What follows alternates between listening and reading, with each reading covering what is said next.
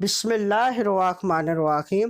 آج کی حدیث مبارک، جمعہ کے لیے بہترین لباس پہننا مستحب ہے۔ سنن ابن ماجہ حدیث نمبر 1096، سنن ابی داؤد حدیث نمبر 1078۔ ام المؤمنین سیدہ عائشہ صدیقہ رضی اللہ تعالیٰ عنہ نے فرمایا، نبی اکرم صلی اللہ علیہ وآلہ وسلم نے جمعہ کے دن خطبہ دیا، لوگوں کو چمڑے کا لباس پہنے دیکھ کر ارشاد فرمایا، اگر گنجائش ہو تو تم میں کسی پر کوئی تنگی نہیں کہ کام کاج کے کپڑوں کے علاوہ جمعہ کے لیے بہترین لباس کا اہتمام کرے۔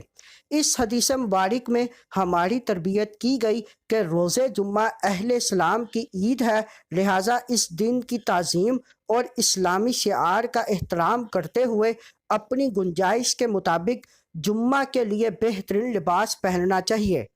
یہ بھی معلوم ہوا کہ خطیب کو موقع کی مناسبت سے خطبہ جمعہ اور عیدین میں شرعی احکام بھی بیان کرنے چاہیے۔ اس حدیث مبارک کو اپنے دوستوں کے ساتھ لازمی شیئر کریں۔ مزید معلومات کے لیے ہمارے چینل کو لائک اینڈ سبسکرائب کریں۔